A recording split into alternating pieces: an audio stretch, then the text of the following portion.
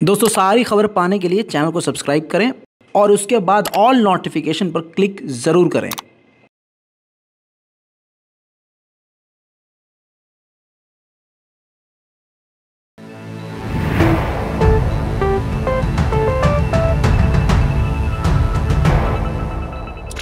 भारत पूरी तरह से रशिया के साथ खड़ा है। हर मोड़ पर, हर मुसीबत में एक बार फिर से भारत ने यह बता दिया है कि उसको दोस्ती निभाना अच्छे से आता है। दूसरा टाइटल थंबनेल पर यह भी हो सकता था कि यूरोप अमेरिका को भारत का जोरदार तमाचा। क्यों, कैसे, समझ लीजिए।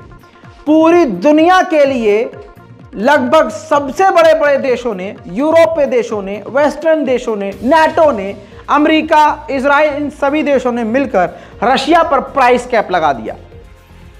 रूस ने इनकार कर दिया कि हम नहीं मानेंगे ये प्राइस कैप। अब भारत पे नजर थी कि अमेरिका चाह रहा था कि प्राइस कैप को फॉलो करे और भारत जो सबसे ज्यादा मात्रा में गैस और तेल ईंधन ले रहा है रशिया से, वो भी प्राइस कैप लगाए, इसको फॉलो करे और कम सस्ते दामों में उससे गैस और तेल ले।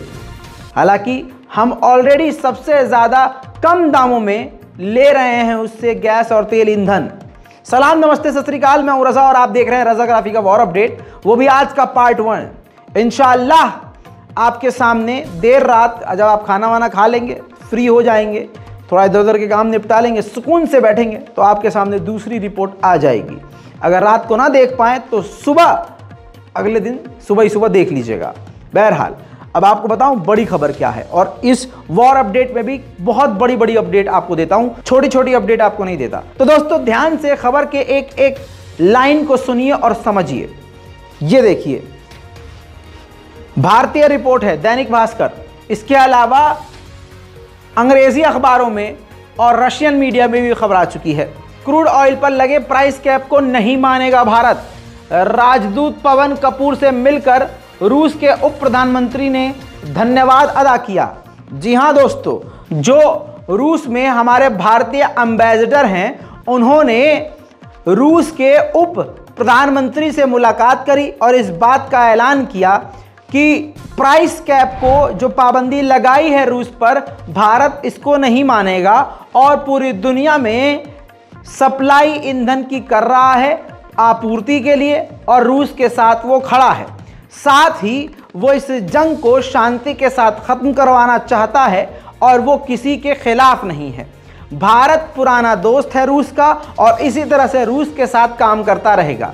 इसके बाद तो आप समझ सकते हैं कि उप प्रधानमंत्री जो रूस के हैं कितना खुश होंगे। उन्होंने वही धन्यवाद अदा किया भारत का, और फिर अगला बयान आया है खुद व्लादिमीर पुतिन का, जिन्होंने अपने बयान में भारत का ऑफिशियली धन्यवाद अदा किया है, थैंक यू बोला है और कहा है कि हम भारत के इस फैसले का स्वागत करते हैं। हमें यकीन था कि भारत हमारा साथ देगा।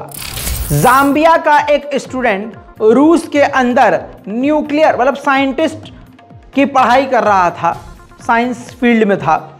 इसी दौरान खबर ये आई जब जंग शुरू हुई कि ये बंदा जो जाम्बिया का है, ये रूस की तरफ से यूक्रेन से लड़ रहा है। फिर खबर आई कि इस जंग में वो जाम्बिया का शख्स मारा गया है।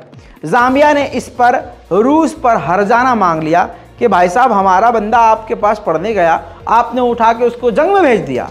रूस ने पहले इनकार किया, लेकिन अब खबर को मान लिया है। इस बात को माना है कि हाँ, वो जो जाम्बिया का स्टूडेंट था वो जंग में शामिल था और मारा गया है।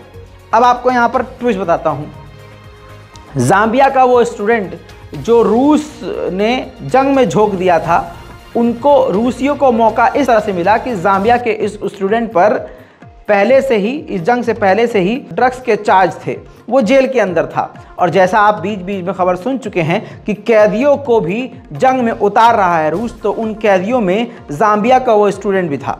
जी हाँ, जिसको कई साल की सज़ा थी, लेकिन उसकी मौत के बाद रूस ने उसकी लाश को जाम्बिया भेजा और चौड़ा करके छाती कहा कि हमने इसकी सज़ा भी माफ़ कर दी। अरे भाई, जो इंसान मर गया हो उसकी सज़ा माफ़ करो या तुम सज़ा फांसी तक की रखो, फ़ायदा ही क्या है। बहरहाल इसकी आलोचना इंटरनेशनल लेवल प्लेटफॉर्म पर हो रही है। दोस्तों ताज़ा तस्वीर मैं आपको दिखा देता हूं, रूस ने किस तरह से बैखमत पूरे के पूरे यानी पूर्व यूक्रेन को तबाह किया है। ताज़ा तस्वीरें बिल्कुल अभी देखिए।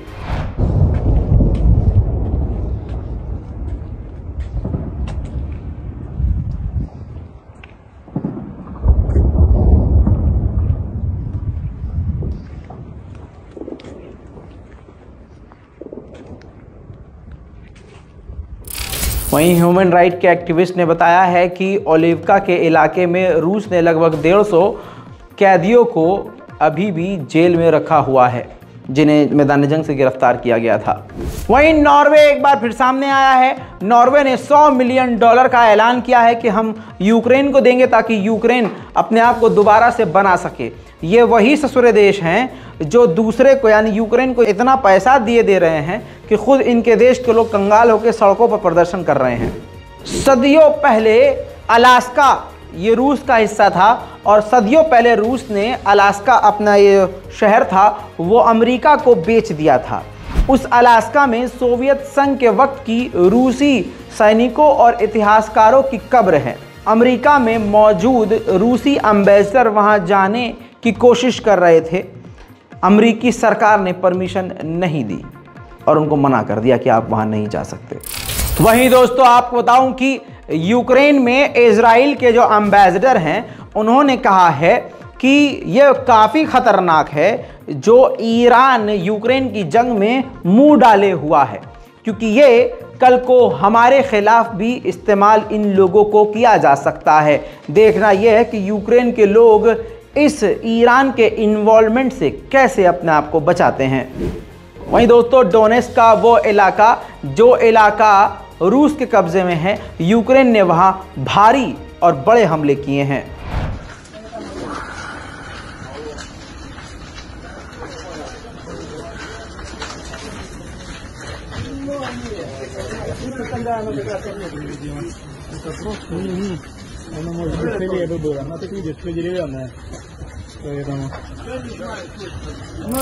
जब सारी दुनिया पूरी अपनी ताकतें उतार कर यूक्रेन के हाथ में दे देंगी तो यूक्रेन क्या ही कहेगा। अब देखिए यूक्रेन ने क्लियर कहा है, वो भी ऐरे गहरे ने नहीं, यूक्रेन के डिफेंस काउंसिल ने कह दिया है, ऐलान किया है कि हम रूस के अंदर, रूस के ऊपर कहीं भी हमला कर सकते हैं, हमें किसी से परमिशन लेने की जरूरत नहीं है। एक तरफ ये बातें बोलते हैं डायलॉगबाजी और दूसरी तरफ इनका रोना खत्म नहीं होता है, हయ్यो हయ్यो करके रोते हैं।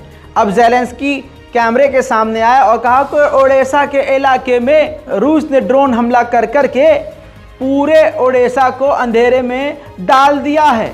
1.5 मिलियन लोग अंधेरे में डूबे हुए हैं। सुनिए इनका रोना। Ключове за сьогодні енергетика.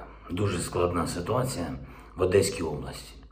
Після нічного удару іранськими дронами, Одеса та інші міста і села регіону у темряві. Станом на цей час більш ніж 1,5 мільйона людей на Одещині без світла.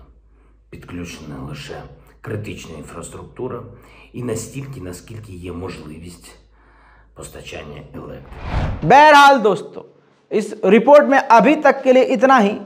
जैसा मैंने आपसे कहा कि खाना वाना खाइए, हाथ मुंह धोइए, थोड़ा इंतज़ार कीजिए, इधर उधर काम निपटाइए, फिर से आ रहे हैं आपके सामने थोड़ी ही देर में नए वॉर अपडेट के साथ। जय हिंद।